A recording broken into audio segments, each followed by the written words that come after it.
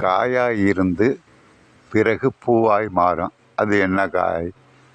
ஒரு நிமிஷம் யோசனை பண்ணுங்க. அடுத்தது பழமாக இருந்து காயாக மாறும். இது என்ன காய்?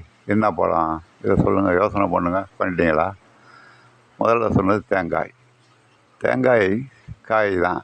அதை உரித்து தேங்காயை உடைச்சி திருகினோம்னா தேங்காய் பூவாக மாறிடும். தேங்காய் பூ சொல்கிறோமே, அதே போல் பழமாக இருந்து காயாய் மாறுவது எது? யோசனை பண்ணிட்டீங்களா?